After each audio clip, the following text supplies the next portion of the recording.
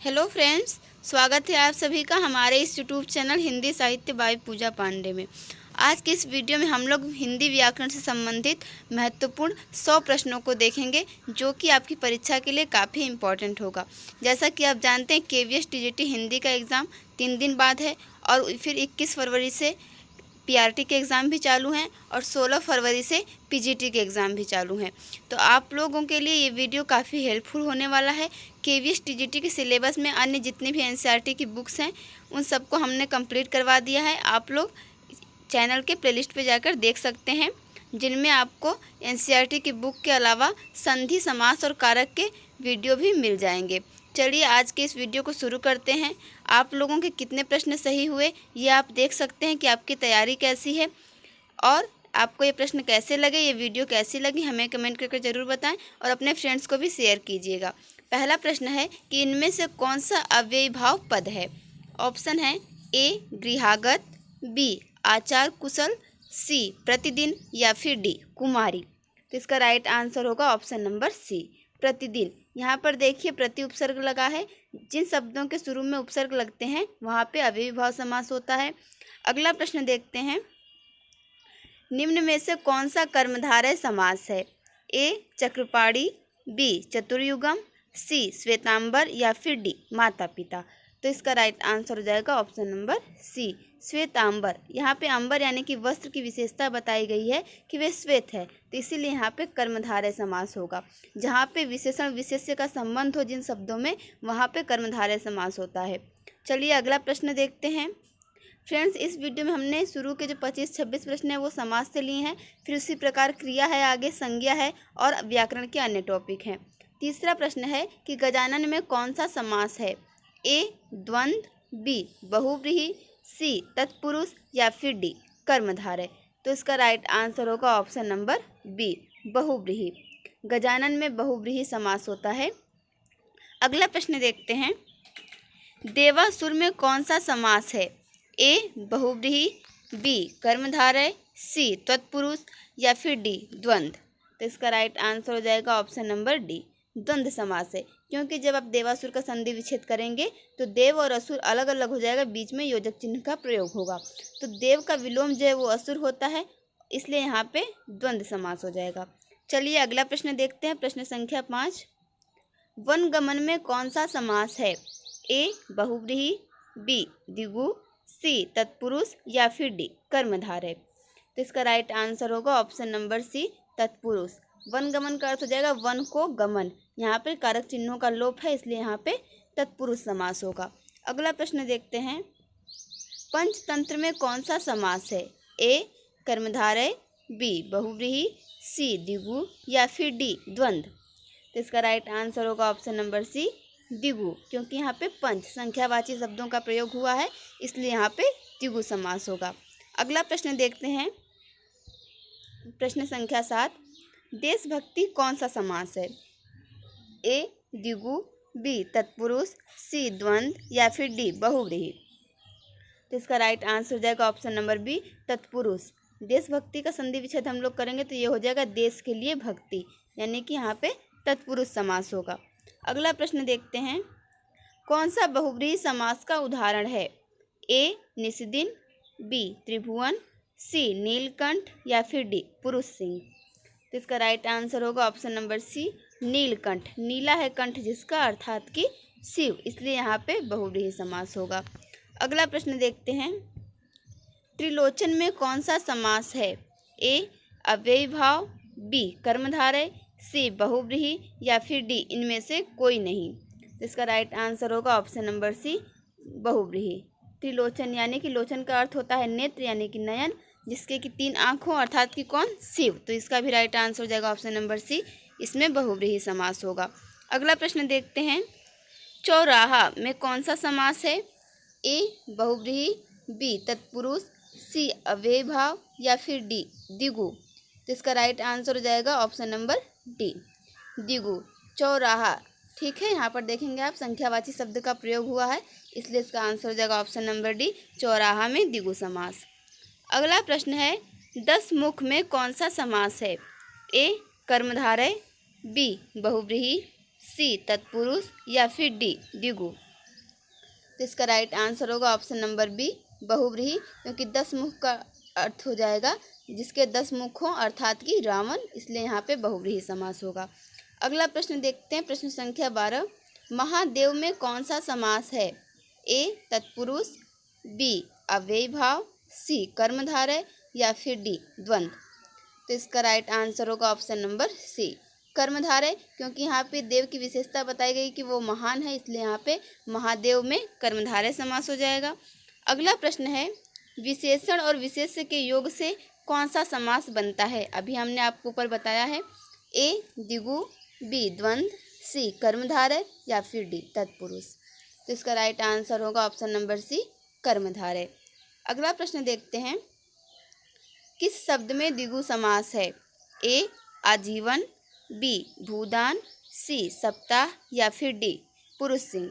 तो इसका right answer होगा ऑप्शन नंबर सी, सप्ताह। यहाँ पर देखें जो शब्द शुरू में प्रयोग हुआ है ये संख्यावाची शब्द है और इसलिए यहाँ पे द्विगु समास हो जाएगा।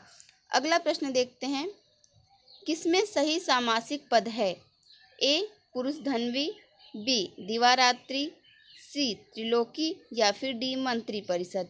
तो इसका राइट आंसर होगा ऑप्शन नंबर बी, दिवारात्रि, क्योंकि यहाँ पे हम दिवा और रात्रि को अलग अलग करके लिख सकते हैं, इसलिए, और ये एक दूसरे के विलोम भी हैं, तो इसलिए सही समासिक पद हो जाएगा दिवारात्रि। अगला प्रश्न है, द्विगु समास का उदाहरण है? ए अन्वय, बी दिन रात, सी चतुरानन या फिर डी पंचतत्व। तो इसका राइट आंसर होगा ऑप्शन नंबर डी, पंचतत्व, यहाँ पे द्विगु समास हो जाएगा। अगला प्रश्न देखते हैं, इनमें से द्वंद्व समास का उदाहरण है? ए पीताम्बर, बी नेत्रहीन, सी चौराहा या फिर डी रुपया पैसा। तो इसका राइट आंसर होगा ऑप्शन नंबर डी, रुपया पैसा, यहाँ पे द्वंद्व समास होगा क्योंकि यहाँ पे जो चिन्ह का प्रयोग हुआ है। अगला प्रश्न है, अव्ययी भाव समास का एक उदाहरण यथाशक्ति का सही विग्रह क्या होगा? ए जैसी शक्ति, बी जितनी शक्ति, सी शक्ति के अनुसार या फिर डी यथा जो शक्ति। तो इसका सही विग्रह होगा ऑप्शन नंबर सी, शक्ति के अनुसार। यथाशक्ति का अर्थ होता है शक्ति के अनुसार, यहाँ पे अव्ययी भाव समास भी होगा, इस तरह इसका राइट आंसर हो जाएगा ऑप्शन नंबर सी। अगला प्रश्न है, पाप पुण्य में कौन सा समास है? ए कर्मधारय, बी द्वंद्व, सी तत्पुरुष या फिर डी बहुव्रीहि। तो इसका राइट आंसर होगा ऑप्शन नंबर बी, द्वंद्व समास। अगला प्रश्न देखते हैं, चतुर्भुज में कौन सा समास है?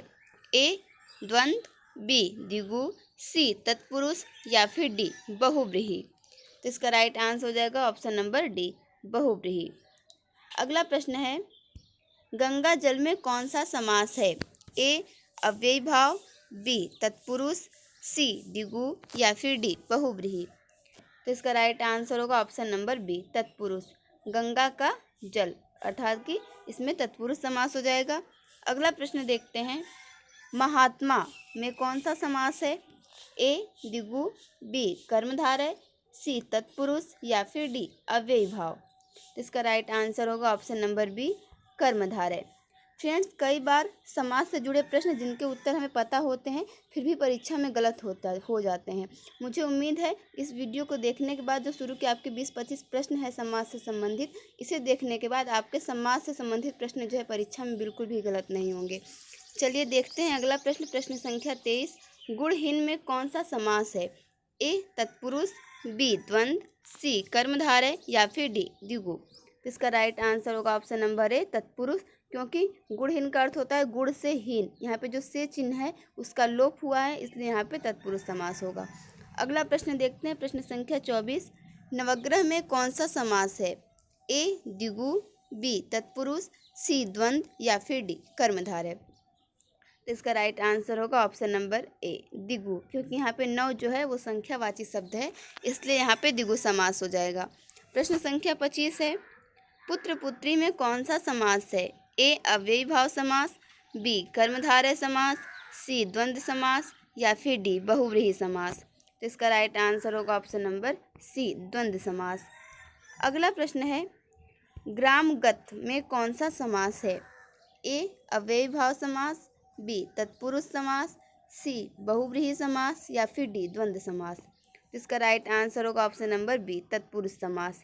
ग्रामगत यानी ग्राम को गया हुआ, इसलिए यहाँ पर को जो कारक चिन्ह का लोप हुआ है, इसलिए यहाँ पे तत्पुरुष समास होगा।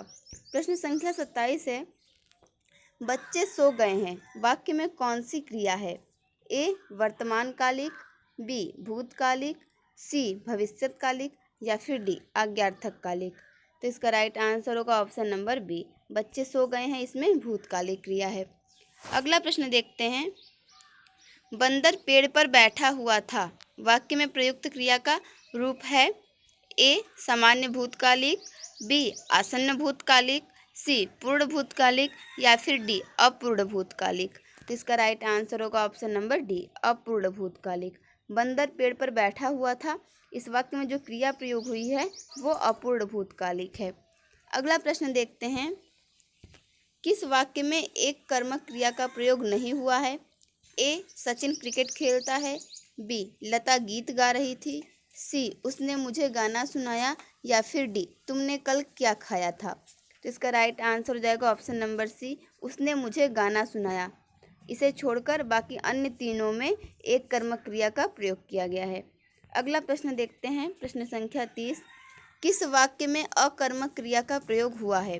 ए पूजा पूजा कर रही है, बी वह दिन भर खाता रहा, सी मैं रात भर नहीं सोया, डी वह ही सदा दुहता है। तो इसका राइट आंसर हो जाएगा ऑप्शन नंबर सी, मैं रात भर नहीं सोया, ये अकर्मक क्रिया है। अगला प्रश्न देखते हैं, प्रश्न संख्या 31, किस वाक्य में नाम धातु क्रिया का प्रयोग हुआ है? ए लड़की शर्माने लगी, बी वह अंग्रेजी बोलने लगा, सी मैं अंग्रेजी बोल सकता हूँ या फिर डी अर्पित खाना खाकर सो गया। तो इसका राइट आंसर होगा ऑप्शन नंबर ए, लड़की शर्माने लगी। इस वाक्य में नाम धातु क्रिया का प्रयोग हुआ है। अगला प्रश्न देखते हैं, निम्नलिखित में से अकर्मक क्रिया वाला वाक्य छांटिए। ए ऊंट दौड़ रहा है, बी लता ने मुझे चाय पिलाई, सी माँ बालक को दूध देती है या फिर डी वह पत्रिका पढ़ता है। तो इसका राइट आंसर हो जाएगा ऑप्शन नंबर ए, ऊंट दौड़ रहा है, ये इसमें अकर्मक क्रिया का प्रयोग है।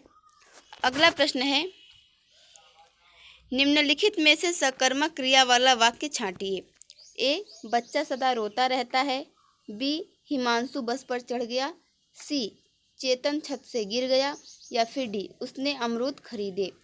तो इसका राइट आंसर होगा ऑप्शन नंबर डी, उसने अमरूद खरीदे, इसमें सकर्मक क्रिया का प्रयोग है। अगला प्रश्न देखते हैं, किस वाक्य में वर्तमान कालिक क्रिया है? ए वे जयपुर पहुंच चुके हैं, बी उसने खाना खा लिया होगा, सी वह खाना खा रहा होगा या फिर डी पूजा ने पूजा कर ली है। तो इसका राइट आंसर हो जाएगा ऑप्शन नंबर सी, वह खाना खा रहा होगा, इसमें वर्तमान कालिक क्रिया है। अगला प्रश्न देखते हैं, जिस क्रिया का फल कर्म पर पड़ता है उसे क्या कहते हैं? ए अकर्मक क्रिया, बी सकर्मक क्रिया, सी द्वकर्मक क्रिया या फिर डी पूर्वकालिक क्रिया। तो इसका राइट आंसर हो जाएगा ऑप्शन नंबर बी, सकर्मक क्रिया। जिस क्रिया का फल कर्म पर पड़ता है उसे हम सकर्मक क्रिया कहते हैं। अगला प्रश्न है, किस वाक्य में पूर्वकालिक क्रिया है? ए वह पत्र लिखने लगा, बी वह खाना खाकर सो गया, सी राम नहाया, डी अब मैं क्या करूं। तो इसका राइट आंसर हो जाएगा ऑप्शन नंबर बी, वह खाना खाकर सो गया, इसमें पूर्वकालिक क्रिया है। चलिए अगला प्रश्न देखते हैं, कर्म के आधार पर क्रिया के भेद होते हैं। ए 2, बी 4, सी 5 या फिर डी 6। तो इसका भी राइट आंसर हो जाएगा ऑप्शन नंबर ए, कर्म के आधार पर क्रिया के दो भेद होते हैं, एक अकर्मक क्रिया और दूसरा सकर्मक क्रिया। अगला प्रश्न है, निम्न में से किस विकल्प में द्विकर्मक क्रिया नहीं है? ए राम श्याम को पुस्तक पढ़ाता है, बी सीता गीता को पत्र लिख रही है, सी राजा ने भिखारी को धन दिया या फिर डी अध्यापक बच्चों को गिनती सिखा रहा है। तो इसका राइट आंसर हो जाएगा ऑप्शन नंबर सी, राजा ने भिखारी को धन दिया। यहाँ पे द्विकर्मक क्रिया नहीं है, बाकी अन्य में राम श्याम को पुस्तक पढ़ाता है, सीता गीता को पत्र लिख रही है, अध्यापक बच्चों को गिनती सिखा रहा है, इन तीनों वाक्यों में द्विकर्मक क्रिया का प्रयोग हुआ है। अगला प्रश्न है, किस विकल्प में अपूर्ण सकर्मक क्रिया का प्रयोग हुआ है? ए बच्चे मैदान में दौड़ रहे हैं, बी बच्चा बीमार है, सी वे अमरूद खा रहे हैं, या फिर डी वह शीला को मूर्ख समझता है। तो इसका राइट आंसर हो जाएगा ऑप्शन नंबर डी, वह शीला को मूर्ख समझता है।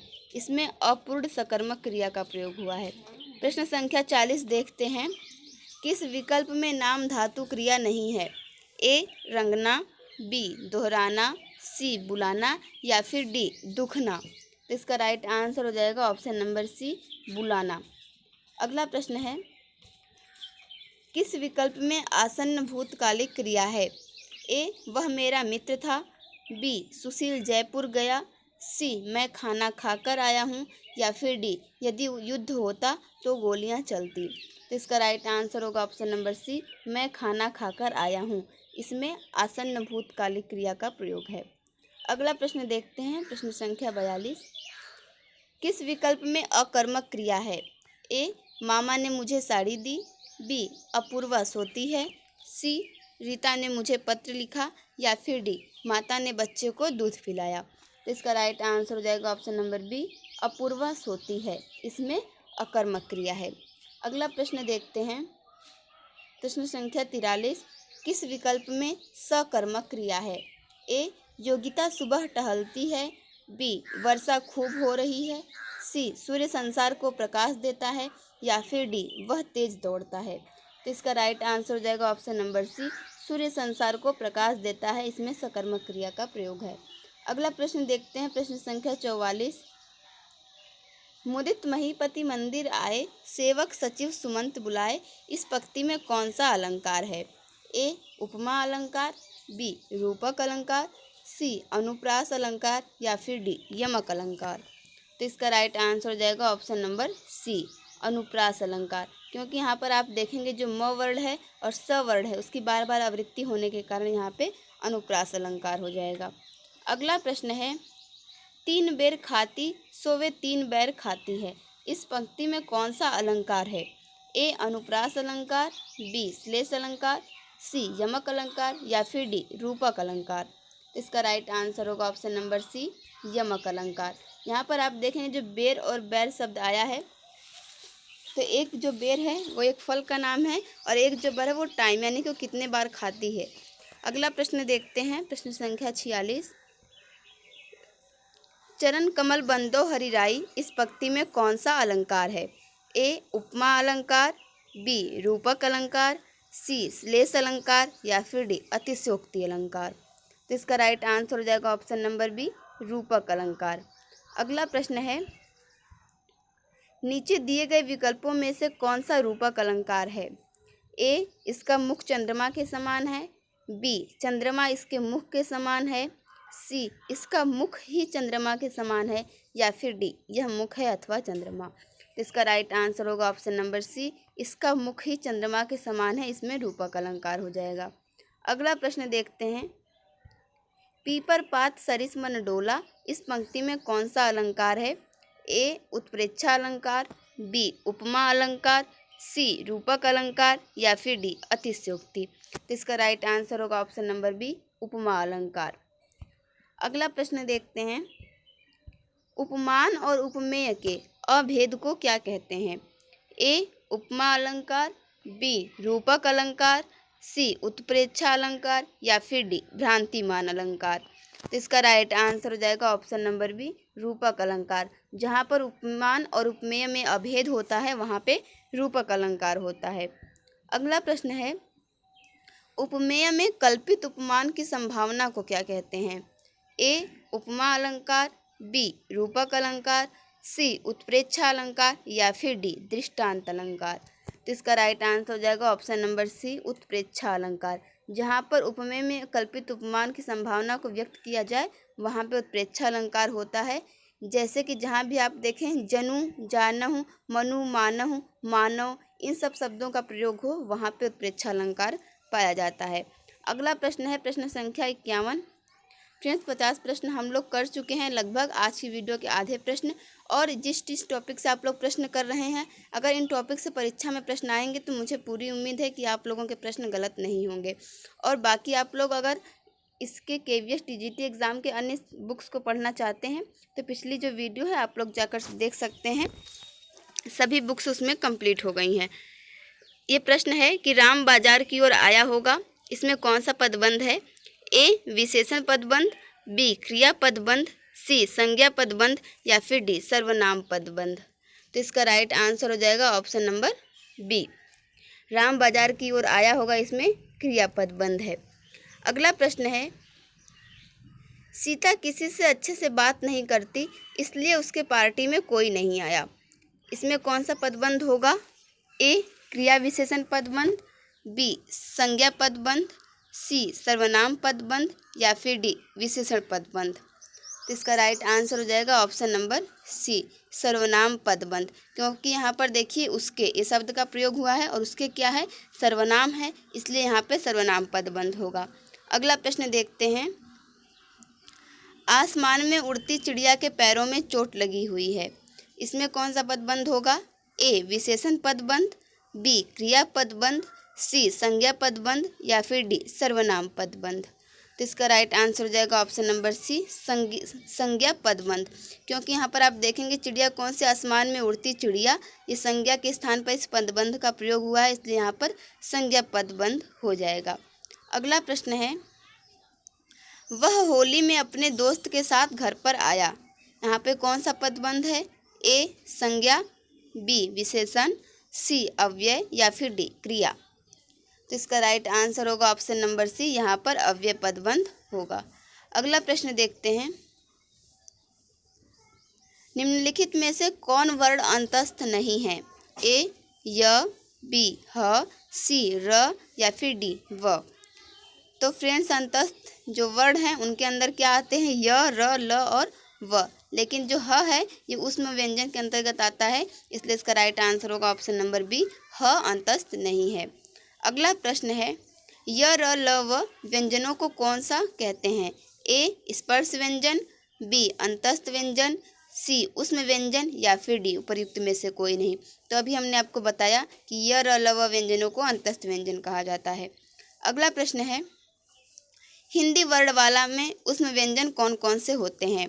ए श, श, श, ह, बी त, थ, द, ध, सी ट, ठ, ड, ढ या फिर डी च, छ, ज, झ। तो इसका राइट आंसर हो जाएगा ऑप्शन नंबर ए, स, श, ह को ऊष्म व्यंजन कहा जाता है। अगला प्रश्न है प्रश्न संख्या 58, हिंदी के जिन वर्णों का उच्चारण करते समय केवल सांस का प्रयोग किया जाए उन वर्गों को कहते हैं या उन वर्णों को कहते हैं? ए अघोष, बी सघोष, सी अल्प प्राण या फिर डी महाप्राण। तो इसका राइट आंसर होगा ऑप्शन नंबर ए अघोष। जिन वर्णों का उच्चारण करते समय केवल सांस का प्रयोग किया जाता है उन्हें हम अघोष वर्ण कहते हैं। अगला प्रश्न है, प्रयत्न के आधार पर ल वर्ण किस प्रकार की ध्वनि है? ए उत्क्षिप्त, बी प्रकंपित, सी पार्श्विक या फिर डी इनमें से कोई नहीं। तो इसका राइट आंसर हो जाएगा ऑप्शन नंबर सी पार्श्विक। ल वर्ण जो है वो पार्श्विक ध्वनि है। फ्रेंड्स देखिए, अल्प प्राण और महाप्राण की बात करें तो पहला, तीसरा और पांचवा वर्ग जो है वो अल्प प्राण के अंतर्गत आएगा, दूसरा और चौथा वर्ग जो है वो महाप्राण के अंतर्गत आएगा। जैसे कि आपने क ख ग घ अंग लिखेंगे तो ये 5 वर्ग बनते हैं। क के नीचे फिर च, छ, ज, झ यहाँ ऐसे आ जाएंगे, फिर च के बाद जो ट वर्ग है फिर त वर्ग है, इस प्रकार से करके। तो जो क होगा फिर क ख छोड़ दीजिए, ग और उसके बाद फिर अंग, ये सभी अल्प प्राण में आ जाएंगे। और उसके बाद जो ख होगा और घ होगा ये महाप्राण में आ जाएंगे। चलिए देखते हैं अगला प्रश्न, प्रश्न संख्या 60, निम्नलिखित में से कौन पश्च स्वर है? ए आ, बी अ, सी ढ या फिर डी ब।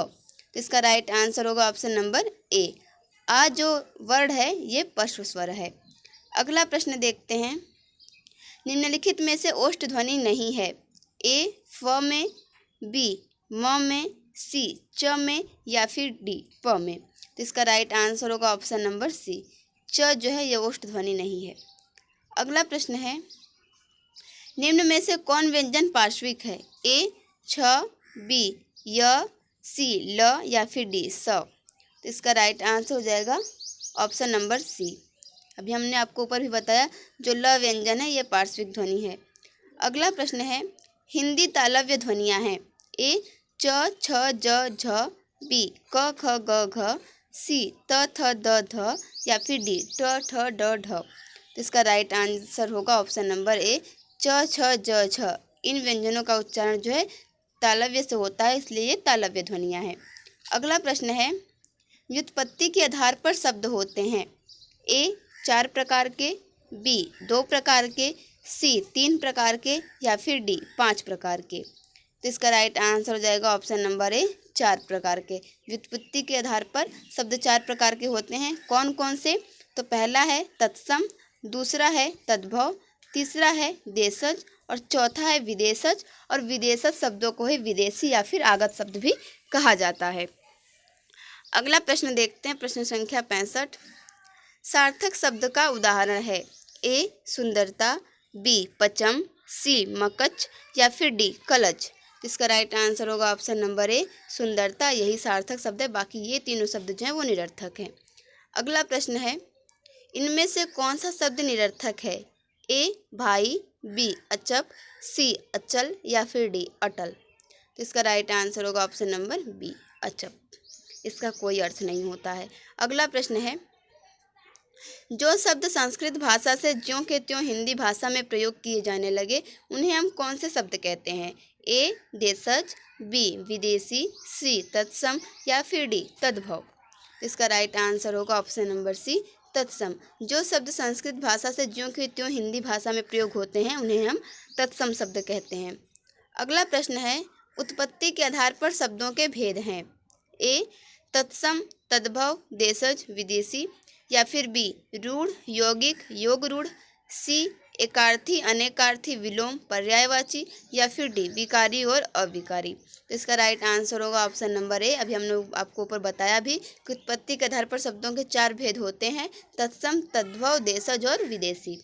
अगला प्रश्न है, तद्भव शब्द किस आधार पर शब्द का भेद है? ए अर्थ, बी प्रयोग, सी रचना, या फिर डी उत्पत्ति। तो इसका राइट आंसर होगा ऑप्शन नंबर डी उत्पत्ति। अगला प्रश्न है, उज्ज्वल का सही तद्भव शब्द है। ए उजियारा, बी उजला, सी उजागर, या फिर डी उज्ज्वलता। तो इसका राइट आंसर हो जाएगा ऑप्शन नंबर ए उजियारा। अगला प्रश्न है, अनिल का पर्यायवाची शब्द है। ए पवन, बी अनल, सी चक्रवात, या फिर डी पावस।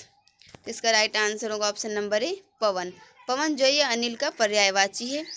अगला प्रश्न है, सुधा का पर्यायवाची शब्द नहीं है। ए अमीर, बी सोम, सी अमृत, या फिर डी रवि।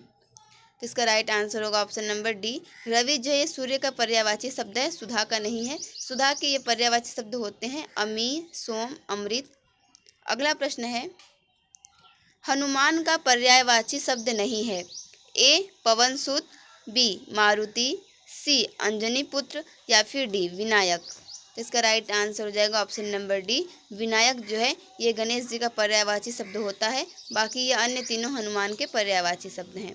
अगला प्रश्न है, फूल का पर्यायवाची शब्द नहीं है। ए पुष्प, बी कुसुम, सी सुमन, या फिर डी तनुजा। तो इसका राइट आंसर होगा ऑप्शन नंबर डी तनुजा। फूल का पर्यायवाची शब्द नहीं है, ये अन्य तीनों फूल से संबंधित हैं। अगला प्रश्न देखते हैं, प्रश्न संख्या 75। अमृत का पर्यायवाची शब्द नहीं है।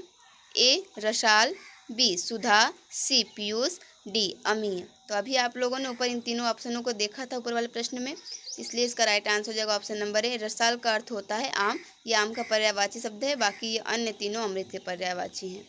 अगला प्रश्न है, निम्नलिखित में से कौन सा शब्द व्यक्तिवाचक संज्ञा है? ए गरीब, बी दिल्ली, सी जल, या फिर डी अपनत्व। तो इसका राइट आंसर होगा ऑप्शन नंबर बी दिल्ली, क्योंकि दिल्ली कहने से केवल दिल्ली का ही बोध होगा, किसी अन्य शहर का बोध नहीं होगा, इसलिए यहाँ पे व्यक्तिवाचक संज्ञा हो जाएगा। अगला प्रश्न है, समूहवाचक संज्ञा की पहचान करें। ए राम, बी घी, सी नदी, या फिर डी टीम। तो इसका राइट आंसर होगा ऑप्शन नंबर डी टीम, इसमें समूहवाचक संज्ञा का प्रयोग है। अगला प्रश्न देखते हैं, गोस्वामी तुलसीदास ने रामचरितमानस की रचना की, इस वाक्य में कौन सी संज्ञा है? ए व्यक्तिवाचक, बी भाववाचक, सी समूहवाचक, या फिर डी जातिवाचक। तो इसका राइट आंसर होगा ऑप्शन नंबर ए, व्यक्तिवाचक। इस वाक्य में व्यक्तिवाचक संज्ञा होगी क्योंकि गोस्वामी तुलसीदास भी एक ही है, रामचरितमानस भी एक ही है। अगला प्रश्न देखते हैं, राज्यपाल में कौन सी संज्ञा है? ए व्यक्तिवाचक, बी जातिवाचक, सी भाववाचक या फिर डी समूहवाचक। तो यहाँ इसका राइट आंसर हो जाएगा ऑप्शन नंबर बी, जातिवाचक, क्योंकि राज्यपाल शब्द से आपको जितने भी राज्य के राज्यपाल हैं सभी का बोध हो जाएगा, इसलिए यहाँ पर जातिवाचक संज्ञा होगी। अगला प्रश्न देखते हैं, निम्नलिखित विकल्पों में से किस विकल्प में सभी शब्द व्यक्तिवाचक संज्ञाएं हैं? ए राम, रामचरितमानस, गंगा, बी कृष्ण, कामायनी, मिठास, सी लखनऊ, आम, बुढ़ापा या फिर डी ममता, वकील, पुस्तक। तो इसका राइट आंसर होगा option number A, Ram, Ramcharitmanas और गंगा, ये सभी शब्द जो हैं व्यक्तिवाचक संज्ञाएं हैं। अगला प्रश्न देखते हैं, कवि शब्द में कौन सी संज्ञा है? ए व्यक्तिवाचक, बी जातिवाचक, सी द्रव्यवाचक या फिर डी भाववाचक। तो इसका राइट आंसर हो जाएगा ऑप्शन नंबर बी, जातिवाचक, क्योंकि कवि शब्द से आपको जितने भी कवि हैं सभी का बोध हो जाएगा, इसलिए यहाँ पे जातिवाचक संज्ञा होगी। अगला प्रश्न देखते हैं, हरियाली है, ए जातिवाचक संज्ञा, बी समूहवाचक संज्ञा, सी भाववाचक संज्ञा या फिर डी द्रव्यवाचक संज्ञा। तो यहाँ राइट आंसर होगा इसका ऑप्शन नंबर सी, भाववाचक संज्ञा। हरियाली में भाववाचक संज्ञा है। अगला प्रश्न है, संज्ञा का प्रकार नहीं है, ए व्यक्तिवाचक, बी जातिवाचक, सी निश्चयवाचक या फिर डी भाववाचक। तो इसका राइट आंसर होगा ऑप्शन नंबर सी, निश्चयवाचक। अगला प्रश्न देखते हैं, उसने परिश्रम तो बहुत किया किंतु सफलता नहीं मिली, ये किस प्रकार का वाक्य है? ए सरल वाक्य, बी संयुक्त वाक्य, सी मिश्रित वाक्य या फिर डी इनमें से कोई नहीं। तो इसका राइट आंसर होगा ऑप्शन नंबर बी, संयुक्त वाक्य। उसने परिश्रम तो बहुत किया किंतु सफलता नहीं मिली, ये एक संयुक्त वाक्य है। अगला प्रश्न है, यदि सही दिशा में परिश्रम करोगे तो अवश्य सफल हो जाओगे, ये कौन सा वाक्य है? ए सरल वाक्य, बी संयुक्त वाक्य, सी मिश्रित वाक्य या फिर डी इनमें से कोई नहीं। तो इसका राइट आंसर होगा ऑप्शन नंबर सी, मिश्रित वाक्य, क्योंकि यहाँ पर यदि और तो इसका प्रयोग हुआ है, इसलिए यहाँ पर मिश्रित वाक्य होगा कि यदि सही दिशा में परिश्रम करोगे तो अवश्य सफल हो जाओगे। अगला प्रश्न देखते हैं, ईश्वर तुम्हें सफलता दें, ए प्रश्नवाचक वाक्य, बी विस्मयवाचक वाक्य, सी निषेधवाचक वाक्य या फिर डी इच्छावाचक वाक्य। तो इसका राइट आंसर हो जाएगा ऑप्शन नंबर डी, इच्छावाचक वाक्य है कि ईश्वर तुम्हें सफलता दें। अगला प्रश्न देखते हैं, प्रश्न संख्या 87 है कि संतोष से बढ़कर सुख नहीं, ये किस प्रकार का वाक्य है? ए मिश्र वाक्य, बी सरल वाक्य, सी संयुक्त वाक्य या फिर डी इनमें से कोई नहीं। तो इसका राइट आंसर होगा ऑप्शन नंबर बी, सरल वाक्य। संतोष से बढ़कर सुख नहीं, ये सरल वाक्य है। अगला प्रश्न देखते हैं, मजदूर मेहनत करता है किंतु उसके लाभ से वंचित रहता है, ये किस प्रकार का वाक्य है? ऑप्शन नंबर ए है सरल वाक्य, बी मिश्र वाक्य, सी संयुक्त वाक्य या फिर डी इनमें से कोई नहीं। तो इसका राइट आंसर हो जाएगा ऑप्शन नंबर सी, ये संयुक्त वाक्य है कि मजदूर मेहनत करता है किंतु उसके लाभ से वंचित रहता है। प्रश्न संख्या 89 देखते हैं, राजनीति अब एक व्यवसाय बनती जा रही है जो गुंडागिरी के बल पर चलती है, ये किस प्रकार का वाक्य है? ए संयुक्त वाक्य, बी मिश्र वाक्य, सी सरल वाक्य या फिर डी इनमें से कोई नहीं। तो इसका राइट आंसर होगा ऑप्शन नंबर बी, मिश्र वाक्य। अगला प्रश्न देखते हैं, प्रश्न संख्या 90, आज बहुत पानी गिरा, ये किस प्रकार का वाक्य है? ए साधारण वाक्य, बी मिश्र वाक्य, सी संयुक्त वाक्य या फिर डी उपवाक्य।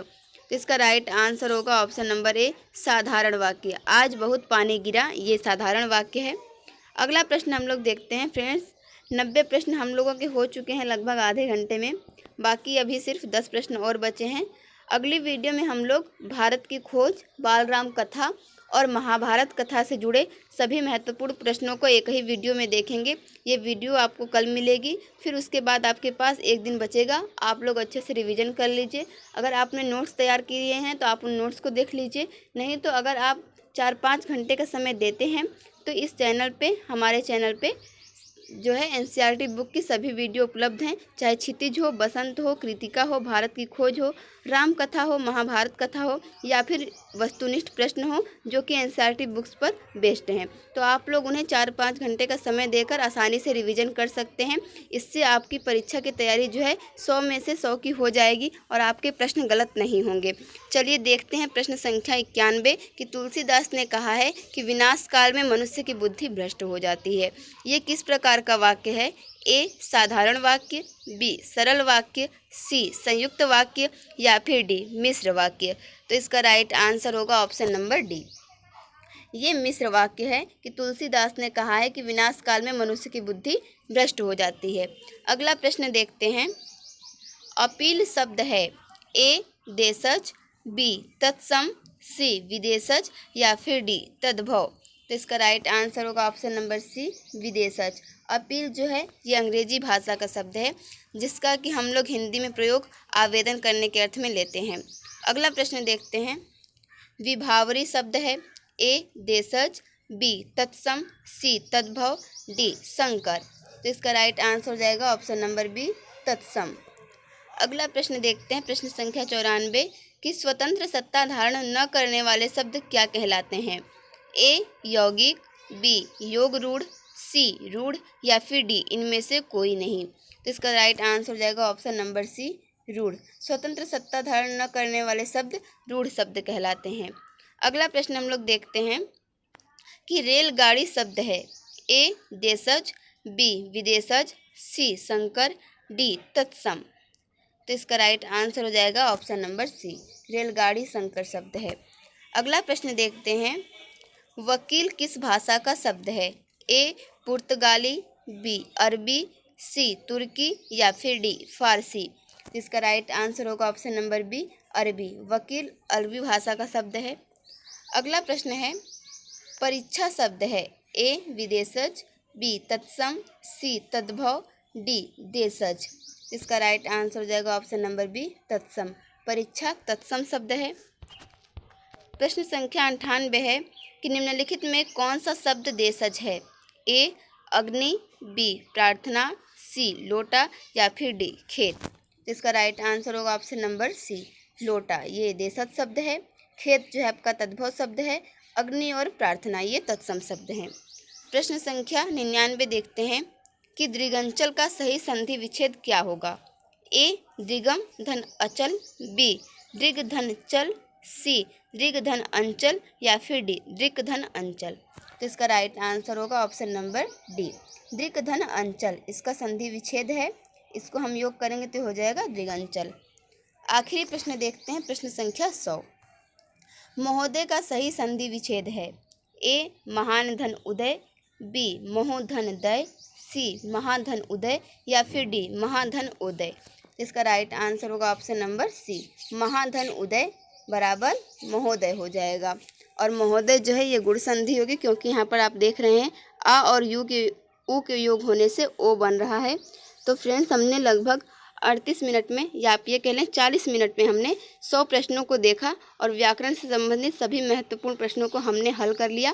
मुझे उम्मीद है कि अगर आप लोगों ने इस वीडियो को ध्यान से देखा होगा तो इन टॉपिक से परीक्षा में आपके प्रश्न अगर पूछे जाएंगे तो आपके प्रश्न गलत नहीं होंगे।